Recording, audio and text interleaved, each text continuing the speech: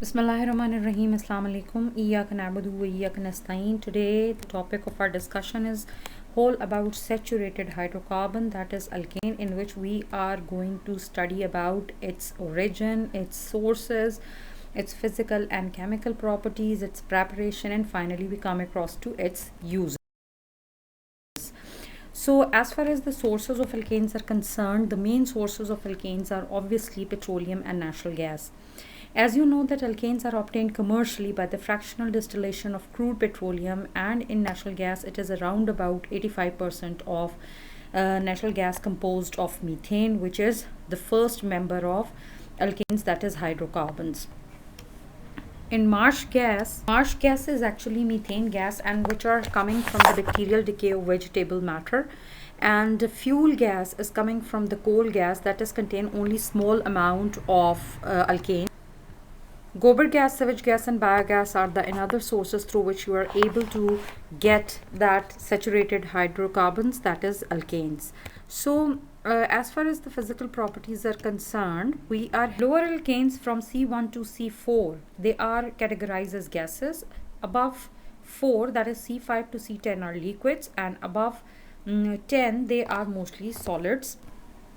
As far as their polarities are concerned, they are actually non-polar molecules, and the molecules are bonded to each another by van der Waals forces. Therefore, they have low boiling points.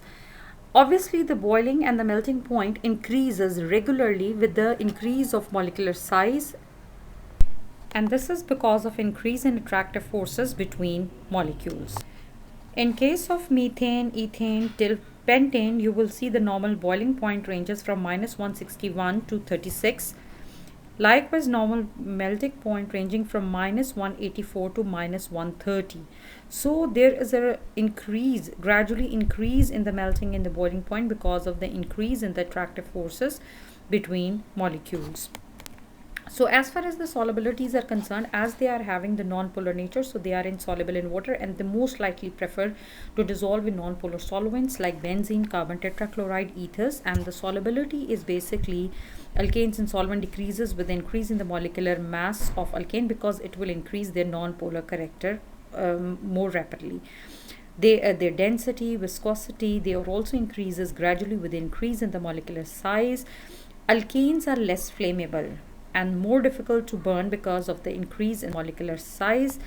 As far as the preparations of alkanes are concerned, we come across to hydrogenation of alkenes and alkynes. Hydrogenation is in fact the addition of molecular hydrogen in unsaturated compounds like alkenes and alkynes to prepare a saturated hydrocarbons, and this is mostly done in the presence of a catalyst which normally we use as nickel at 250 to 300 degrees centigrade, or in the presence of platinum or palladium at room temperature. So over here we are having the example of ethene, and molecular hydrogen is added at 250 to 300 degrees centigrade in the presence of nickel, and we will get a saturated hydrocarbon which is called as. Secondly, the method to prepare alkanes are reduction of alkyl halides. Actually, it's the addition of nascent hydrogen. In fact, it's a replacement. Whenever we want to replace hydrogen and we add nascent hydrogen, we will get alkanes along with hydrogen bromide. In this example, we select CH3Br, which is methyl bromide, treated with nascent hydrogen in the presence of zinc, and dilute HCl. We will get methane along with hydrogen bromide gas. Likewise, we are having another example where we get ethyl bromide treated with nascent hydrogen, and we will get ethane along with hydrogen bromide gas.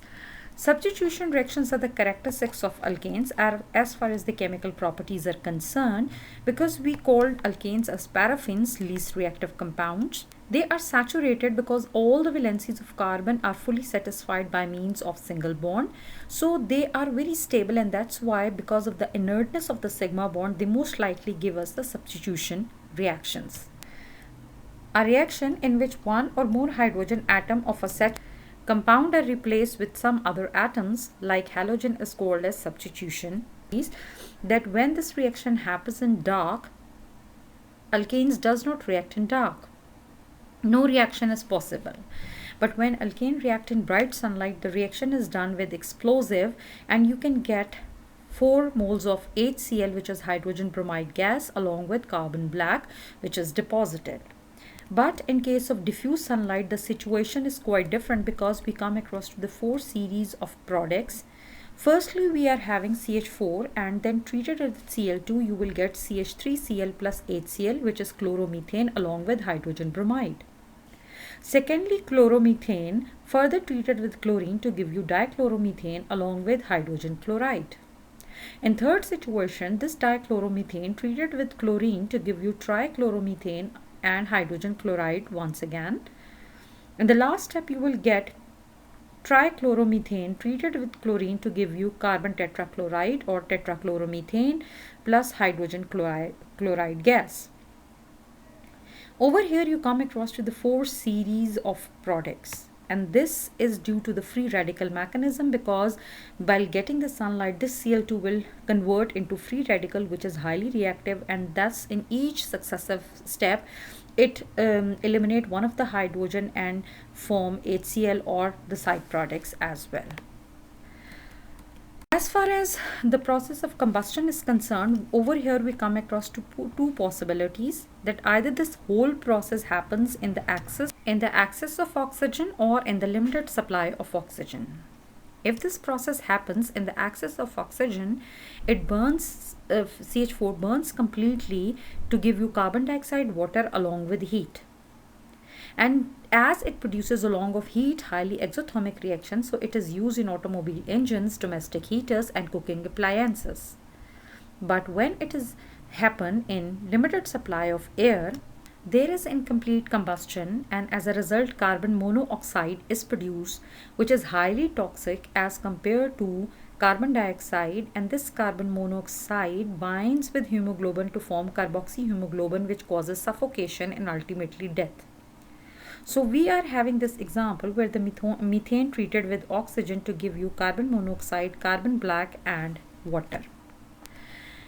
Now, after discussing the preparation and the chemical behavior of alkanes, we finally come to the point that where actually this methane and ethane are used.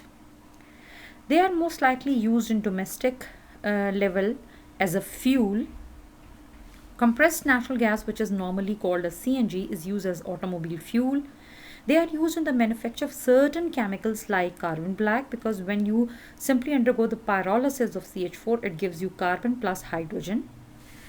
This carbon is used in shoe polishes, printer inks and filler in rubber industry. Further, you are having methane and get oxidized to methyl alcohol. Ethane oxidized to give you ethyl alcohol. Methane oxidizes in the presence of 400 degrees centigrade in copper to form methyl alcohol, which is further oxidizes to formaldehyde, and this formaldehyde further oxidizes to give you formic acid. Likewise, as ethane oxidizes to ethyl alcohol, and later on it will give you acetaldehyde.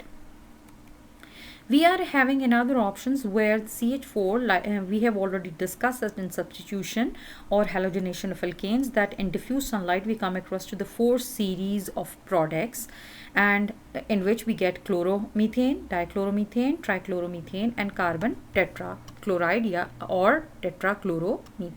Chloroform is used as solvent for rubber and waxes, and it is also used as anesthesia. Carbon tetrachloride, which is CCl4, is used as industrial solvent in dry cleaning.